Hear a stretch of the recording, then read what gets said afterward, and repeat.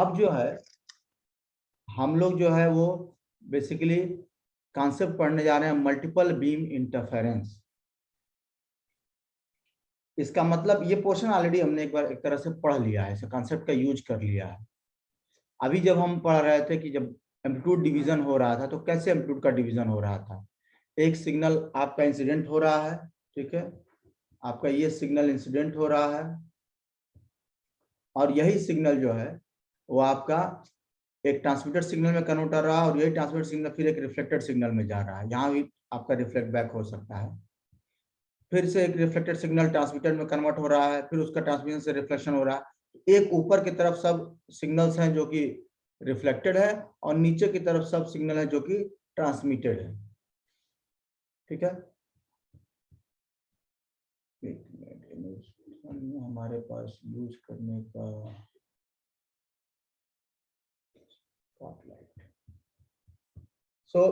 ये पूरे पोर्शन है जो आपके रिफ्लेक्टेड सिग्नल्स हैं और ये जो पूरा है वो आपका ट्रांसमिटेड है। जैसे जैसे आप रिफ्लेक्टेड में जाएंगे एक्स्ट्रा कंसेक्यूटिव ऑफ ये फर्स्ट रिफ्लेक्टेड सिग्नल है, ये सेकंड रिफ्लेक्टेड सिग्नल है, आगे थर्ड रिफ्लेक्टेड सिग्नल आएगा तो उसका एम्पलीट्यूड घटता जाएगा। उसी तरीके से ट्रांसमिटेड सिग्नल में आप जाएंगे तो उसका एम्पलीट्यूड घटता जाएगा। जो ये टोटल एक सिग्नल एम्पलीट्यूड जिसका ए आया उसी के सब पार्ट्स हैं, ठीक है। तो सभी एम्पलीट्यूड्स के सभी सिग्नल्स के एम्पलीट्यूड को आप जोड़ दीजिए तो टोटल ए आएगा, ठीक है। इसका मतलब रिफ्लेक्टेड और ट्रांसमिटेड पार्ट का जो टोटल आपका इंटेंसिटी आया वो 1 होगा। यही कॉन्सेप्ट आपको एक्सप्लेन किया गया है।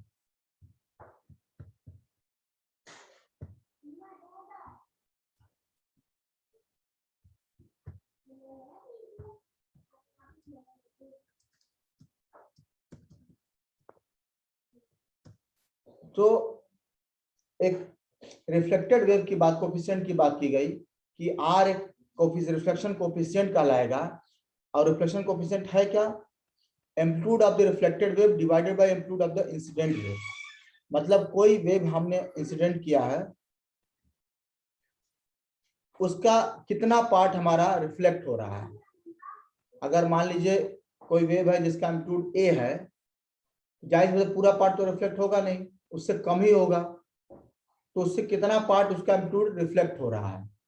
तो अगर 100 मीटर का एम्पलीट्यूड है तो अब जो रिफ्लेक्टेड सिग्नल का एम्पलीट्यूड होगा वो 70 होगा, मान लीजिए 30 होगा, अगर ट्रांसमिशन ज्यादा होगा तो 90 होगा, 80 होगा।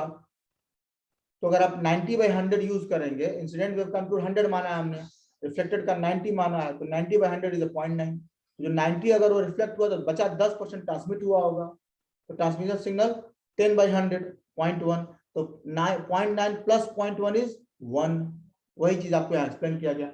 आर रिफ्लेक्शन ऑफ कोफिशिएंट होगा, what is reflection of coefficient, reflected signal की amplitude divided by incident wave का एम्पलीट्यूड। ट्रांसमिशन कोफिशिएंट क्या होगा, ट्रांसमिटेड सिग्नल का amplitude divided by incident wave का एम्पलीट्यूड, और आर प्लस टी टोटल हो जाएगा आपका 1। अच्छा, ये तो एम्पलीट्यूड का डिवीजन था। इंटेंसिटी का डिस्ट्रीब्यूशन कैसे होगा। इंटेंसिटी डिस्ट्रीब्यूशन बहुत सिंपल होता है। सिमिलर कॉन्सेप्ट है, एक लाइट आया, रिफ्लेक्ट बैक हुआ बहुत सारे पार्ट में, एक रिफ्लेक्ट बैक हुआ, ट्रांसमिट हुआ, रिफ्लेक्ट बैक हुआ, ट्रांसमिट हुआ, तो आपके पास सब रिफ्लेक्टेड सिग्नल्स आए और फिर बाकी सब आपके पास नीचे सब ट्रांसमिटेड सिग्नल आए, ठीक है। अब मान लीजिए ये जो डिस्ट्रीब्यूशन हुआ है इसमें किसी की मैक्सिमम इंटेंसिटी आएगी और इसमें किसी की मिनिमम इंटेंसिटी आएगी। तो आप मैक्सिमम और मिनिमम इंटेंसिटी कैसे पाएंगे जो डिस्ट्रीब्यूशन सिग्नल्स का हुआ है। तो मैक्सिमम इंटेंसिटी का फॉर्मूला है a² t² divided by 1 minus r², sorry maximum की वैल्यू है ये 1 minus r², where capital T is transmission coefficient, capital R is reflection coefficient, और I मिनिमम क्या हुआ, a² t² divided by 1 plus r²। Same चीज है, a amplitude है incident wave का, a is amplitude of incident wave, t is the transmission coefficient and r is the reflection coefficient। तो जब आप 1 माइनस आर का होल स्क्वायर डिनोमिनेटर में रखेंगे तो मैक्सिमम वैल्यू, मैक्सिमम इंटेंसिटी होगा, और 1 प्लस आर स्क्वायर रखेंगे तो मिनिमम इंटेंसिटी होगा। अब ये आर और टी कहां से डिसाइड होगा? आर और टी आपके सरफेस से डिसाइड होता है, क्योंकि आर आपका रिफ्लेक्शन कोफिशिएंट है। तो कितना रिफ्लेक्शन कोफिशिएंट कैसे निकल रहा था? Amplitude of the reflected coefficient. तो रिफ्लेक्टेड कोफिशिएंट की वैल्यू आपका जितना ज्यादा होगा उतना इक्विवेलेंट, क्योंकि इंसिडेंट वेव की तो एम्पलीट्यूड फिक्स है, जितना रिफ्लेक्शन ज्यादा होगा उतने उसकी आर की वैल्यू ज्यादा होगी। और रिफ्लेक्शन ज्यादा हो इसका मतलब ये सरफेस पे डिपेंड करता है, ट्रांसमिशन ज्यादा हो तो सरफेस पे डिपेंड करता है।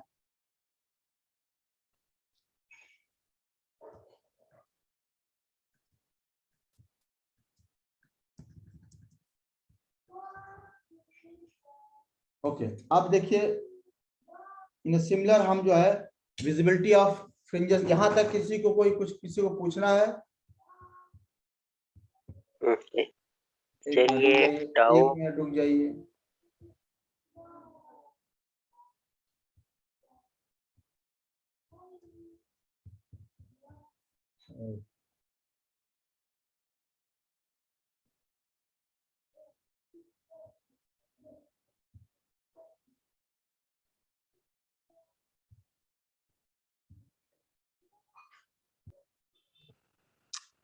क्या मतलब होगा विजिबिलिटी का?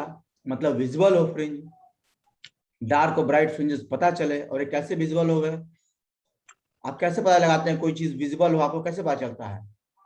कुछ आइडिया है आपके पास कैसे बात? विजिबिलिटी का मतलब आप समझ पा रहे हैं? तो हम ये मैथमेटिक्स बताएं। जो लाइट रिफ्लेक्ट होती है हमारी आईज से तभी तो हमको दिखता है क्या विजिबल है क्या नहीं। अच्छा ठीक है, देखिए मैं थोड़ा दूसरे वे में इसको समझा रहा हूं। आप एक कलर्ड इमेज देखिए, प्योर कलर्ड इमेज जिसमें रेड कलर के शेड ज्यादा हो, पूरा इमेज ही रेड कलर के शेड से है। उसमें कोई चीज आपको विजिबल देखना है, कोई पॉइंट, तब ज्यादा क्लियर आपको दिखाई देगा कि डार्क और ब्लैक इमेज हो और वो व्हाइट और ब्लैक इमेज हो और वहां व्हाइट में वो डॉट पॉइंट है तो वो ज्यादा अच्छे से दिखेगा। कहाँ दिखेगा अच्छे से? सर व्हाइट में जो ब्लैक डॉट पॉइंट होगा वो अच्छे से क्योंकि दिखेगा। कंट्रास्ट, इसीलिए हम यूज करते हैं कंट्रास्ट। कंट्रास्ट होता है तो विजिबल होता है चीजें, है ना? Yes sir. Visibility of fringes का मतलब है कि कंट्रास्ट ज्यादा हो, मतलब डार्क की इंटेंसिटी आपका एकदम मिनिमम में हो, 0 जाए, और ब्राइट की इंटेंसिटी मैक्सिमम में जाए। ये सबसे बेस्ट कंडीशन होती है, तो विजिबिलिटी आपका सबसे बढ़िया है। अब बाकी थोड़ा थोड़ा आपका घटने लगे तो धीरे धीरे विजिबिलिटी घटती है। तो फ्रिंजेस की विजिबिलिटी को मैथमेटिकली कैलकुलेट करने के लिए हमारे पास फॉर्मूला है V = I max minus I minimum divided by I max plus I minimum। अब मैंने जैसे कहा कि आपके पास सबसे बढ़िया कंडीशन तब है जब I minimum 0 हो जाए और I maximum आपका एम्पलीट्यूड जो भी इंटेंसिटी था मैक्सिमम उसकी वैल्यू हो जाए। तो I minimum 0 0 हो जाएगा, खत्म ये कहानी। Maximum value I maximum by maximum, visibility 1 हो जाएगी। ये सबसे बढ़िया ऑप्शन है, ये मैक्सिमम विजिबिलिटी है। अब उसके बाद अगर I minimum 0 नहीं है तो निश्चित तौर पे आपका धीरे धीरे विजिबिलिटी घटेगी, क्योंकि देखिए डिनोमिनेटर में I minimum की कुछ भी वैल्यू होगी और डिनोमिनेटर की वैल्यू बढ़ाएगा और न्यूमरेटर की वैल्यू घटाएगा।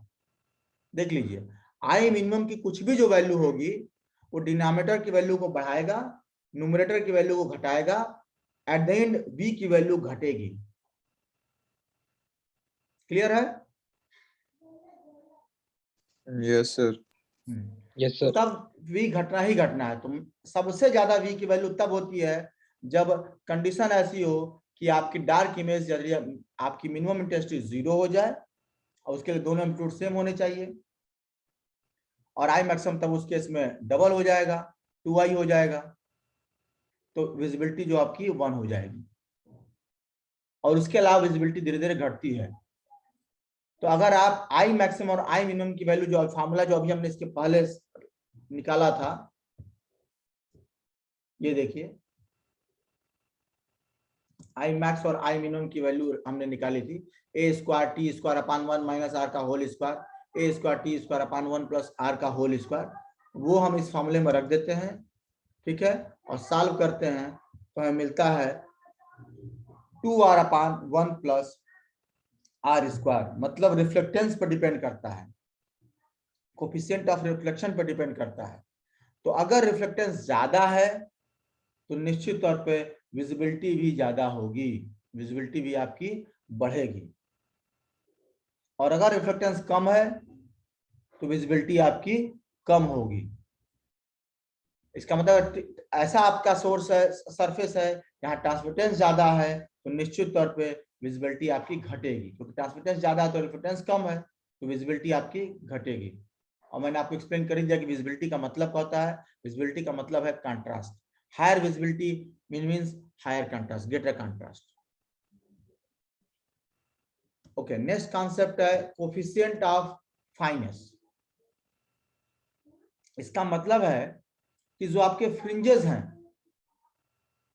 ठीक है, इनकी जो आपकी कितने शार्प हैं, शार्प इनके फाइनेस की मतलब ये होता है कि ये जो फ्रिंजेस हमने बनाए हैं, ठीक है, ये जो फ्रिंजेस हमारे आ रहे हैं, ये क्या ज्यादा रेंज में कवर किए जा रहे हैं या शार्प है। शार्प होने का मतलब है कि इंटेंसिटी मैक्सिमम हो और वहीं पर पूरी इंटेंसिटी कंसंट्रेट है। शार्प इमेज का मतलब क्या होगा, हम नहीं कहते कि शार्प इमेज, या हम कहते हैं कि इसका दिमाग शार्प है। क्या मतलब होता है, दिमाग तो सबके पास है लेकिन वो एक जगह कंसंट्रेट है, पूरी की पूरी इंटेंसिटी एक जगह है। जैसे अगर मैं कहूं, ये दो मैं फिगर ले लेता हूं,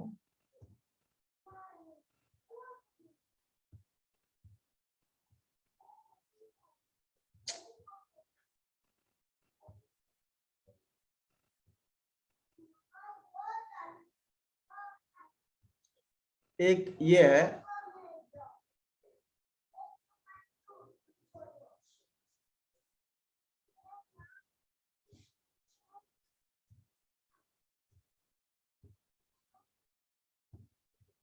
आज मेरा माउस खराब है।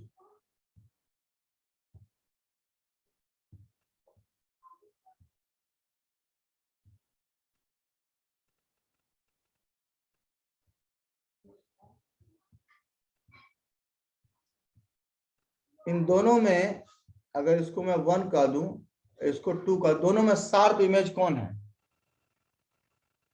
सेकंड वाली। 2 गुड गुड गुड। तो इसी को, यही होता है आपका शार्पनेस, कंसंट्रेशन एक जगह है।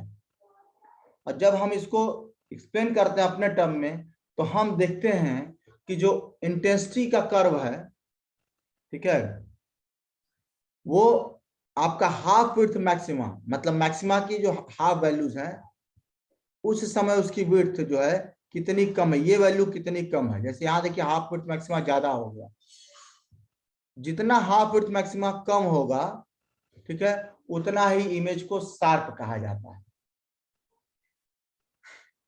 उतना ही इमेज क्या होगा, शार्प होगा। जिसे और कम कर दे, अगर हम इसी कर्व के ऊपर ऐसे और ले लें और थोड़ा सा ऐसे बढ़ाते हुए, जैसे इधर वाला कम हुआ तो उधर वाला बढ़ेगा। अब देखिए और शार्प हो गया, इसकी शार्पनेस बढ़ गई। तो इंटेंसिटी वर्सेस फेज का जो कर्व है, ये बेसिकली इस एक्सेस पे, वाई एक्सेस पे आपका इंटेंसिटी होता है और इस एक्सेस पे आपका फेज होता है। आपके पास दो ही टर्म है, तो आई वर्सेस इंटेंसिटी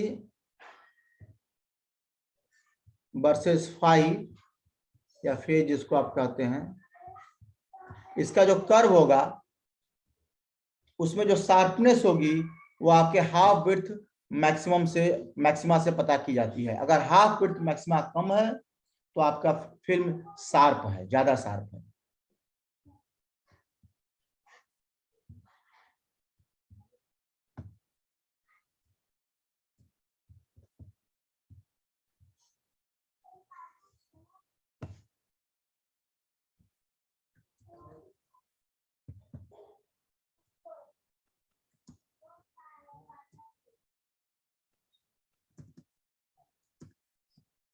तो आप देख सकते हैं कि मैथमेटिकली ये फॉर्मूला है कि आपको जो शार्पनेस होती है वो डिपेंड कर, that's definition formula is 2 sin inverse 1 minus r 2। आप फिगर देख कैसे बता सकते हैं, बाकी मैथमेटिकली सॉल्व करने के लिए आपको फॉर्मूला दिया गया है। तो जब रिफ्लेक्टेंस आपका बढ़ेगा, जब आपका रिफ्लेक्टेंस बढ़ेगा, ठीक है, उस समय जो आपका फेज होगा वो घटेगा, और फेज कम होने का मतलब एक्स एक्सिस कम होने का मतलब है कि उसकी शार्पनेस बढ़ेगी। तो जैसे यहां पर आप देख पा रहे हैं, यहां आप देख पा रहे हैं कि ये जो डॉटेड कर्व है वो r इक्वल टू 50% पे है। तो यहाँ देखिए इसका इसका हाफ फिक्स मैक्सिमा ज्यादा है। ये जो सॉलिड कर्व वो r 80% पे है, उस समय उसका हाफ विड्थ मैक्सिमा कम है। तो जैसे ही आप r इंक्रीज करते हैं, आपकी हाफ विड्थ मैक्सिमा जो होती है वो आपकी घट जाती है, और इसका मतलब है कि शार्पनेस आपका बढ़ गया।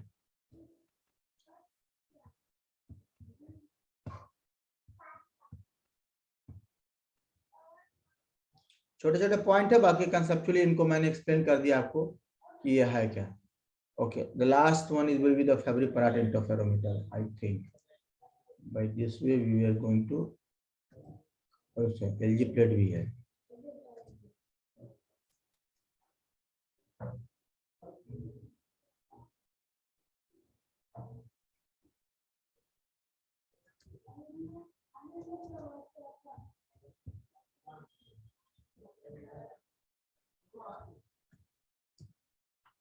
चलिए अब देखा जाए कि Fabry-Pérot इंटरफेरोमीटर होता क्या है। अभी आपने जो कॉन्सेप्ट पढ़ा है उसी कॉन्सेप्ट का इस्तेमाल करके इंस्ट्रूमेंट, ये भी एक इंटरफेरोमीटर, ये भी एक इंस्ट्रूमेंट है। जैसे आपने अभी इसके पहले वाली क्लास में माइकलसन इंटरफेरोमीटर पढ़ा था, और माइकलसन इंटरफेरोमीटर एक इंटरफेरेंस को यूज करने वाला डिवाइस था, और वो क्या कर रहा था, एग्जैक्ट मेजरमेंट कर रहा था, लैम्डा बता रहा था। उसी तरह का इंस्ट्रूमेंट ये भी है, Fabry-Pérot इंटरफेरोमीटर। ये भी वेवलेंथ का मेजर करेगा, ये भी फाइन डिस्टेंस का मेजरमेंट करेगा, एग्जैक्टली सेम, बस कॉन्सेप्ट बदल जाता है। ये आपका जो आपका मल्टीपल बीम इंटरफेरेंस हुआ उसका कॉन्सेप्ट यूज करता है, और ये हाई रिजॉल्विंग का मतलब जिसका रिजॉल्विंग पावर ज्यादा है, ये हाई रिजॉल्विंग पावर इंस्ट्रूमेंट है। ये बहुत ध्यान देने की चीज है। ये भी एक इंटरफेरोमीटर है जो इंटरफेरेंस के फिनोमेना का इस्तेमाल करता है, वेवलेंथ मेजर करता है, एग्जैक्टली सब कुछ सेम है।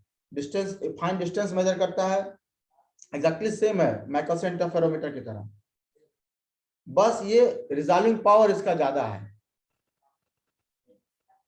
और ये जो कॉन्सेप्ट यूज करता है वो कैसे यूज करता है, ये मल्टीपल रिफ्लेक्शन का कॉन्सेप्ट यूज करता है।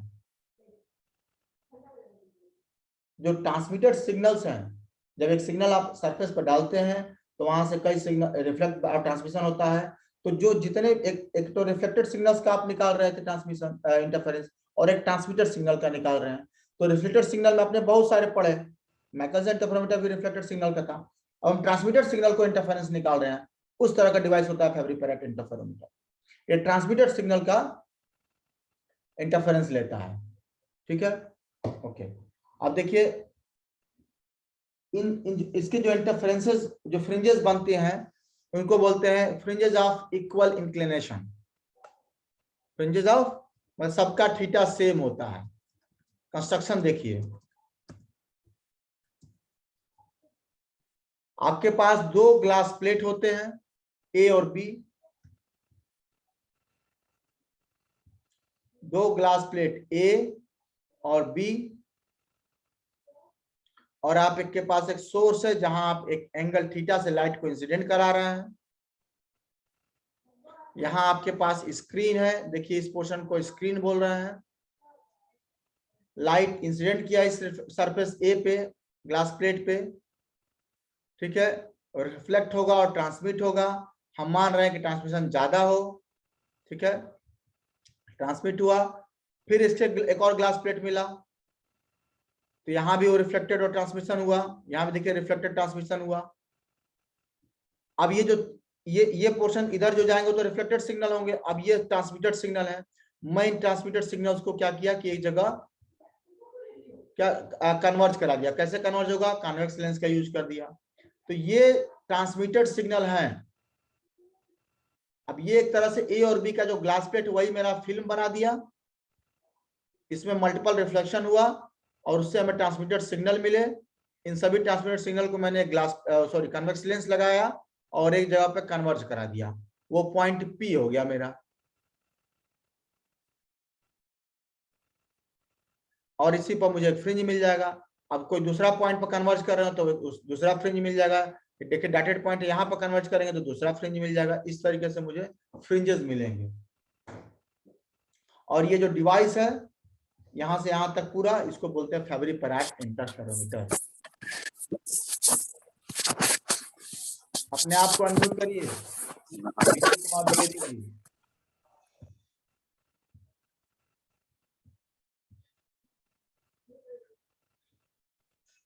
जब तक हम ना कहें आप अपने आप को अनम्यूट मत करिए। जब हम बोले हैं कि आपको कुछ पूछना है तो पूछिए। हम रिकॉर्ड कर रहे हैं, फिर आपका आवाज उसमें आएगा। ओके, ये सब मैंने आपको एक्सप्लेन कर दिया। अब देखिए, तो दो ग्लास प्लेट्स थी, उनके बीच के डिस्टेंस को हमने कहा डी। जो दो ग्लास प्लेट्स थी उनके बीच के डिस्टेंस को हमने क्या कहा था, ये डी। ठीक है, ये देखिए। और थीटा एंगल पे हमने इसको इंसिडेंट कराया था। तो जो पाथ डिफरेंस आएगा इन दो सिग्नल्स के बीच, ये जो ट्रांसमिटेड सिग्नल्स हैं, ये transmitted signal,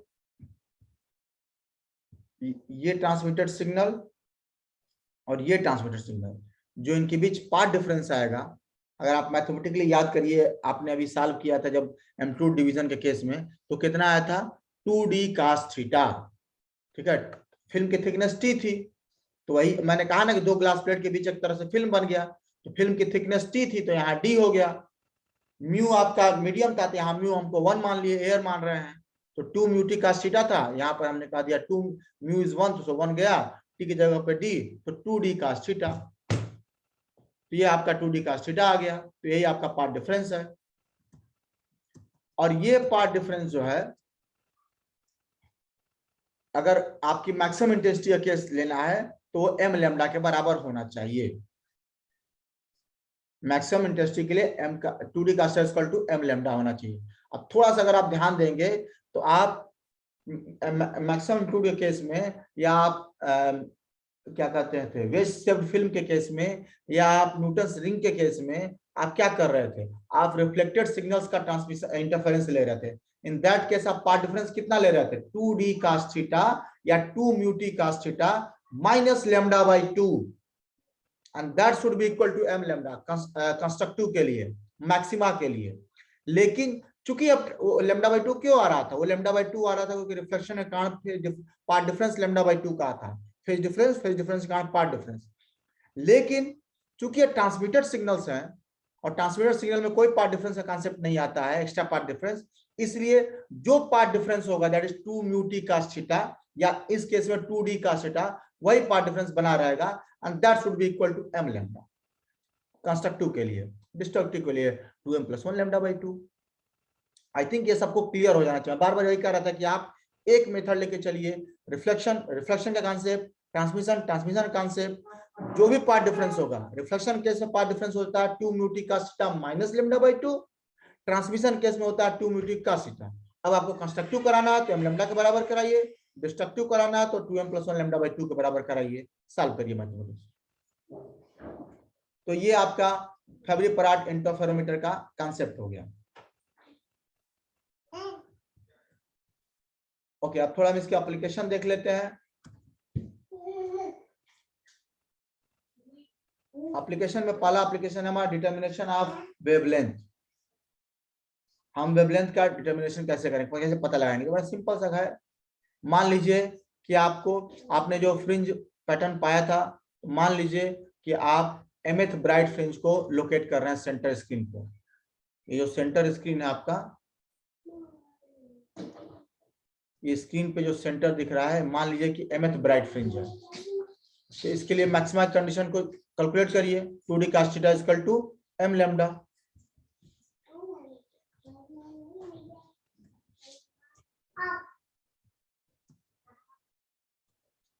to D cos equal to m lambda.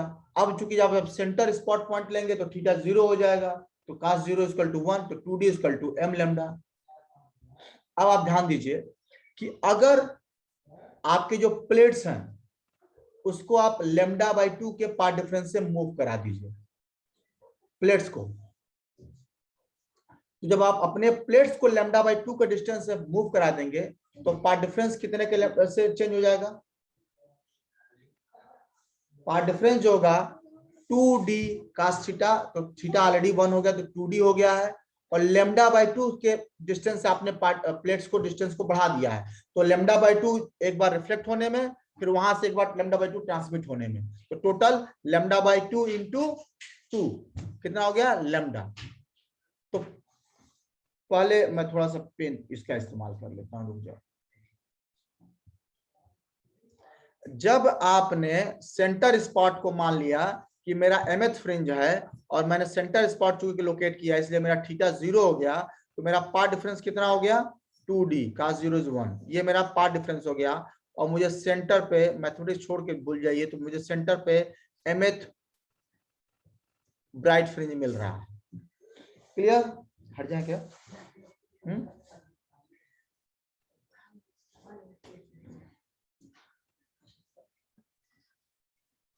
Rasgulla खाई?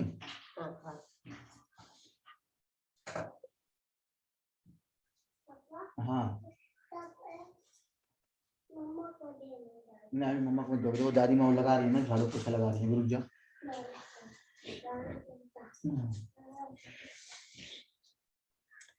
चलिए, so 2d equal to m lambda, ये जब था जब आपके सेंटर स्पॉट पर आपने मान लिया कि mth ब्राइट फ्रिंज है। अब मैंने कहा है कि आप अपने प्लेट्स को लैम्डा बाई 2 डिस्टेंस से मूव करें, तो आपके जो वो फैब्रिक पराट इंटरफेरोमीटर जो कि एक इंस्ट्रूमेंट है उसमें आपके पास नॉब होगा, और उस नॉब को आप मूव कराएंगे तो प्लेट्स के बीच की डिस्टेंस बढ़ जाएगी। ठीक है, तो डिस्टेंस आपने लैम्डा बाई 2 बढ़ा दिया। जब आपने डिस्टेंस लैम्डा बाई 2 बढ़ा दिया तो बेसिकली अब पार्ट डिफरेंस कैसे चेंज होगा? देखिए 2 और d के जगह पर अब गैप कितना हो गया? d प्लस लैम्डा बाई 2, ये गैप हो गया।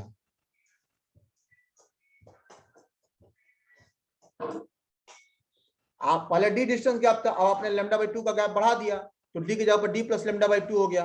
अब इसको सॉल्व कर लीजिए, तो यह हो जाएगा 2d प्लस लैम्डा, और 2d की आप ऑलरेडी कह रहे हैं कि यह है m लैम्डा, तो यह है m लैम्डा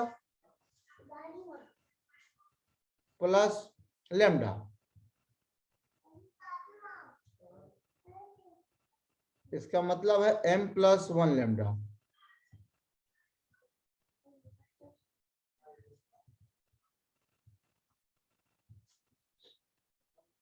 है ना? इसका मतलब आप लैम्डा बाई 2 डिस्टेंस को चेंज किए तो आपको पास अगला ब्राइट फ्रिंज आ गया सेंटर स्पॉट पे। अगर आप लैम्डा बाई 2 डिस्टेंस आपने बदला तो आपके पास अगला ब्राइट फ्रिंज आ गया। तो आपको मालूम था कि mth ब्राइट फ्रिंज का मतलब 10वां ब्राइट फ्रिंज है, तो अगला जो ब्राइट फ्रिंज आपके आया वो 11वां ब्राइट फ्रिंज जैसे ही मिला तो आपने लैम्डा बाई 2 डिस्टेंस बदला। तो कितना बदला है तो आपको पता है। मान लीजिए आपने नॉब पे आप चले, जो भी वहां पे स्केलिंग होगा, मान लीजिए वहां पे आपने चला x स्केलिंग, तो इसका मतलब lambda by 2 is equal to x, so lambda is 2x, जो भी आपके स्केलिंग मल्टीप्लाइड बाई 2 आपका वही लैम्डा हो गया।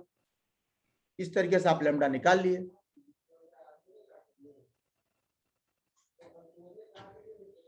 किसी को कुछ पूछना है इसमें?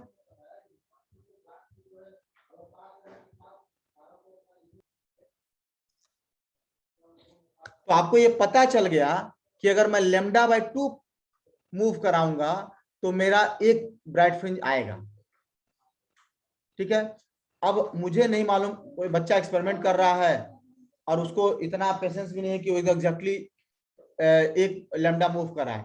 वो बस क्या किया कि पहला एक रीडिंग उसने ले लिया जहां पर उसको एक सेंटर स्पॉट मिला, एक फ्रिंज मिला, और उसके बाद वो मूव करा के किसी दूसरे पॉइंट x2 पे चला गया, और प्लेट को उसने x1 से x2 ले गया, और बस उसने ये देख लिया कि मेरे 5 ब्राइट फ्रिंज क्रॉस कर गए, मतलब x1 से x2 के बीच 5 ब्राइट फ्रिंज निकले हैं, तो एक ब्राइट फ्रिंज के लिए λ/2 का पार्ट डिफरेंस होना चाहिए, 5 ब्राइट फ्रिंज के लिए 5 × λ/2 होना चाहिए। तो अगर इन जनरल x1 से x2 जाने में उसको n ब्राइट फ्रिंज क्रॉस कर गए तो कितना का चेंज आना चाहिए, n λ/2, और वही n λ/2 का डिस्टेंस हो जाएगा x2 - x1। So n λ/2 is equal to x2 - x1। So lambda is equal to 2 × x2 - x1 upon n, number of fringes. इस तरीके से आप लैम्डा निकाल सकते हैं। और मैंने कहा अगर आप एक ही ब्राइट फ्रिंज निकाल रहे हैं तो जो गैप, जो भी दोनों के बीच गैप आया, जो भी आपने मूव करा उससे आप मल्टीप्लाई कर दीजिए, डबल।